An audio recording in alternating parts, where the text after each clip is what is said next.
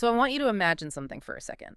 Imagine being a wealthy, society-obsessed teenager, living in this grand 19th century Austrian castle, going to royal balls, writing plays. Right, just completely wrapped up in that glamorous aristocratic life. Exactly. And your biggest concern is just making sure you constantly outshine your siblings.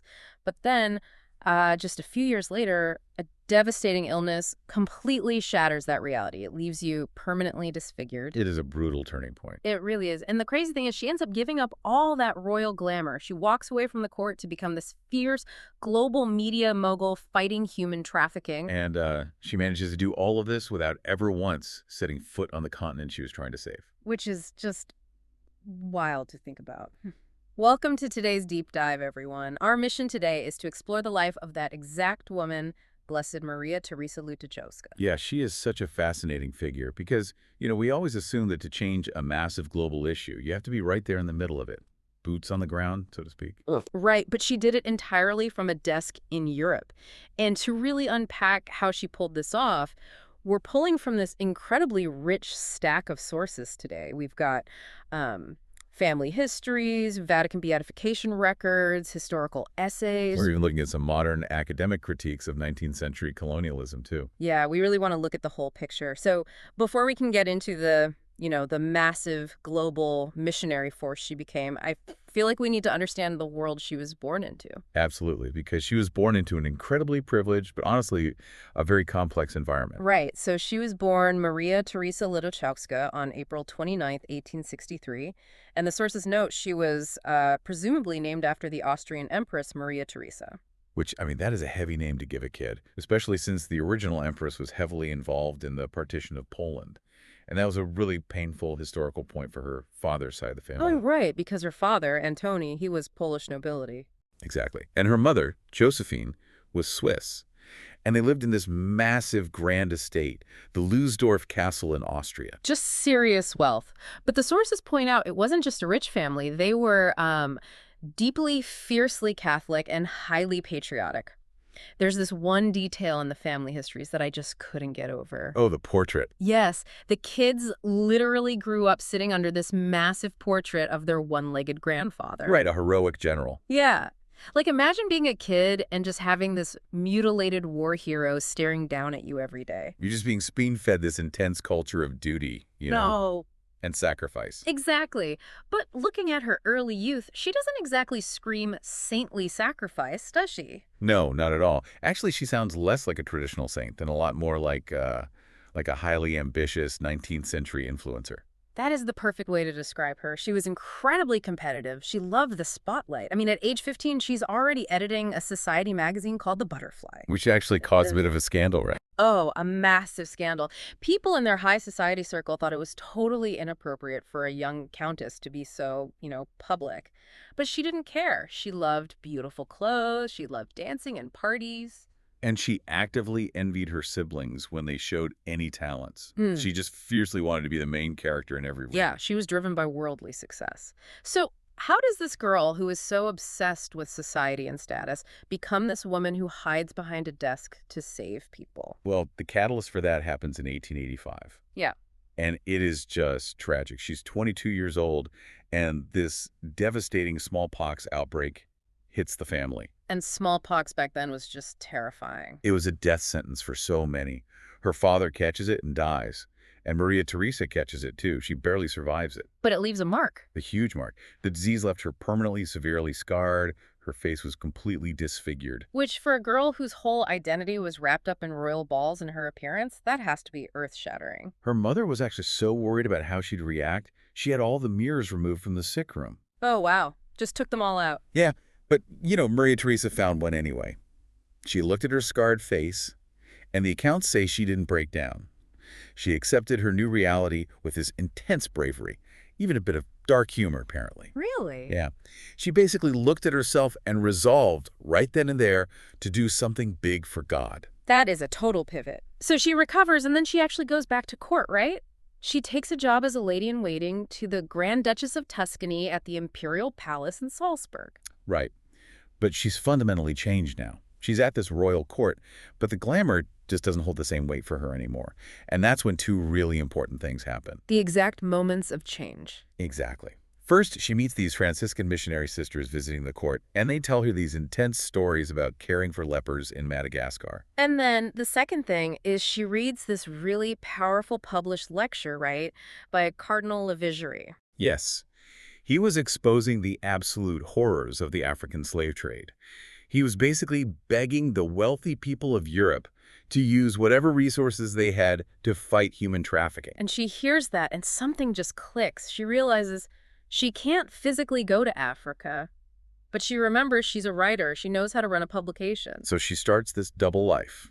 By day, she's a lady-in-waiting at the palace. By night, she's secretly writing this fierce anti-slavery play called Zaida. But she has to publish it under a fake name, right? Alexander Halka. She had to.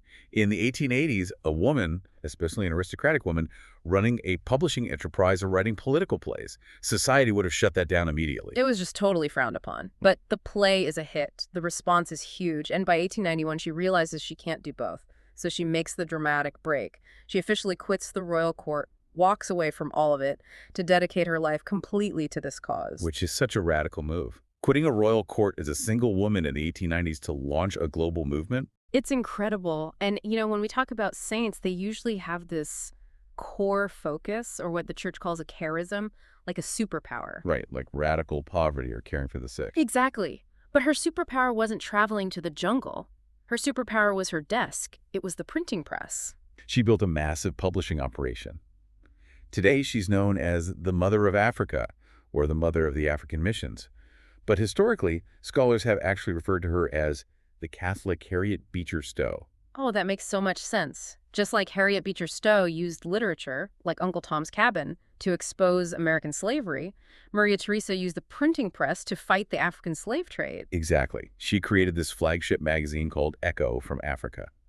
And the goal was to raise awareness, but also to raise funds to literally buy the freedom of enslaved Africans and support the missions. And it wasn't just a small newsletter. By 1913, that magazine was hitting 44,000 copies. Which is a staggering logistical achievement for that time. Right. Like, how does a single woman coordinate that in the early 1900s? Well, to really scale it, in 1894, she founded a religious congregation, the Sodality of St. Peter Claver. Named after the patron saint of slaves, right? Yeah.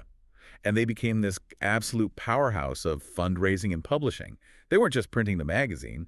They were printing Bibles, hymnals, dictionaries, all in native African languages. They were crowdsourcing the language translation from the missionaries on the ground, sending the manuscripts back to Europe, and then she would print them and ship them back. It's just a brilliant logistical machine. It really was. But of course, doing something that massive, especially as a woman at that time, brought immediate and intense friction. Oh, she had enemies on all sides, starting with the state. The Austrian government actually refused to give her a printing license. Twice. Just because she was a woman. Purely because she was a woman. They just couldn't handle it. But the friction didn't just come from the state. She also got huge pushback from local nationalists. Right, the Polish press. Specifically a paper called Courier Lewowski. They viciously attacked her. And we should note, we're just reporting what the sources say here, not taking sides. But their argument was basically, why are you helping people in Africa when we have poor people right here? Yeah, they called her charity a Christian business that was exploiting Polish money. They argued she should be focusing on impoverished local Polish peasants. They even called them white slaves to make their point. It's that classic tension, right? Do you use your resources for your local community, or do you focus on a massive global crisis? She obviously chose the global crisis. She did. And that friction actually continues today with modern scholars. The sources include this fascinating academic critique from a modern historian named Issei Jomo. Right, and again, for the listener, we are impartially reporting the historical critiques found in the text. We aren't endorsing them, just laying out the complexities. So what is Jomo's critique? So Jomo looks at her work through the lens of 19th century colonialism. He argues that her work, while fighting literal human trafficking, also functioned as a form of religious colonization. Because of the literature she was printing. Exactly. He points out that her massive publishing operation sought to displace indigenous African religions. And the texts show she was heavily critical of Islam, characterizing it in her writings as a destructive gnawing worm. Wow. So Just to clarify this for the listener, she was radically progressive for her time by fighting human trafficking and empowering women to be publishers. But at the same time, modern historians view her methods and her rhetoric as culturally imperialistic. That is exactly the duality the texts present. Yeah. Both of those realities exist at the same time in the historical record. It really paints a picture of a very complex, driven business operator. But the sources also pivot into something that totally defies that pragmatism. There's this deeply mystical, almost surreal, supernatural side to her life. Yes. Right after she left the royal court in 1891, the sources say she was violently attacked. But it wasn't a normal attack. It's described as a mysterious figure. A mysterious figure, like a supernatural attack. That's how it's framed. The accounts state she was only released from this violent struggle when she invoked the name of St. Louis. That is terrifying. It really is. She survived it, but the encounter left her with these severe, lifelong migraines. And the incredible thing is, she didn't let the migraines stop her.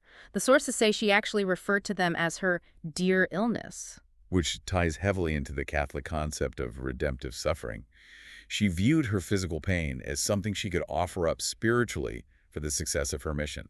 And the supernatural elements of her story don't stop when she dies either. The Vatican beatification records detail these major miracles attributed to her after her death. Right, in the 1930s. The first one involves a woman named Giuditta di Rivo. She lived in Velletri, Italy. She was struck by a fast motorcycle, and the injuries were horrific. Her pelvis was completely shattered, and she was entirely immobile in the hospital. Just facing a lifetime of paralysis. Exactly. But after dedicating herself to the care of Mother Maria Theresa, the record states she inexplicably just got out of her hospital bed. Just got up. She asked for her clothes, and she walked right out of the hospital, completely healed. That is unbelievable. And there's a second miracle in the sources too, right? Yeah, Vincenza Mazzotti from Flovetto di Rovito, Italy. She had this severe knee issue and was scheduled for a major operation on July 6, 1936. And the timing on this one is incredible. The day before the surgery, July 5th, she receives a physical copy of Maria Theresa's magazine, Echo from Africa, and she prays to Maria Theresa. And the next morning, on the day of the surgery, she stands up, totally cured. The operation was canceled. And the crazy part is, that day, July 6th, was exactly the anniversary of Maria Theresa's death. It's amazing how her life's work, that actual magazine, became the physical connection for that miracle. It really is. Which brings us to her final days. Because running that massive empire while dealing with those migraines, it really took a physical toll on her. A massive toll. She ultimately died of tuberculosis on July 6, 1922. She was in Rome, and she was only 59 years old. 59 is relatively young, but the sources mention this passport photo taken just a year before she died. And it shows her completely emaciated, just totally worn out from her labor. She gave everything to her mission. Every ounce of energy. So after she dies, she was originally buried in a cemetery near St. Peter's. But as her cause for sainthood progressed, they exhumed her body in 1934, right? Yes. And in 1935, her remains were moved to the General Mother House of the Claverian Sisters in Rome, on Via dell'Omata. They are still there today as venerated relics. And then the canonization timeline. Sometimes these things take centuries, but she was officially beatified in 1975 by Pope Paul VI. But even at her beatification, the worldly politics followed her right to the end. The family histories note this really tense, kind of humorous anecdote from the 1975 ceremony. Whoa, the massive argument. Yeah, there was this huge fight between the Polish clergy and the Austrians. The Polish clergy actually boycotted a reception at the Austrian embassy because it claimed she was Polish by blood and patriotism. Well, the Austrians were claiming her because she was born there and spoke German. Just a classic diplomatic standoff at a holy event. Totally. And the way it was resolved is so funny. The head of the Greek Catholic Church, Cardinal Lavigerie, finally chimes in, and he tells her family, "Why are you arguing? You Ledochowskis are neither Austrian nor Polish, but simply Ukrainian." Tracing their roots all the way back 1,000 years. It's so absurd, but it really highlights how borderless her life actually was. Everyone wanted to claim her. Because her impact was just that vast. It really makes you think about the sheer grit it took for a disfigured 19th century woman to build a polyglot media empire from scratch. I mean, if you've ever tried to build an audience or start a charity today, imagine doing it in 1894 in multiple languages, when you aren't even legally allowed to have a printing license. It's humbling, honestly. It is. It asks you to consider how you might use whatever privilege or platform you have to advocate for those without a voice, just like she used her aristocratic connections. And it leaves us with this profound irony, really. She dedicated her entire life, her fortune, her health, to fighting for the freedom of the African people. But she never once stepped foot on the African continent. She changed a massive geopolitical reality entirely from afar. Right. Which leaves us with a final thought to mull over. In our digital age, it is so easy to build deep global empathy for people thousands of miles away. We can fundraise for a crisis across the world with a single click. But, as the local Polish press pointed out in her time, does that global focus sometimes blind us to the physical community right outside our own front door? Are we so busy trying to save a world we only interact with through a screen that we forget how to engage with the people we actually share a zip code with? It's a tension she wrestled with over a century ago, and it's one we're definitely still wrestling with today.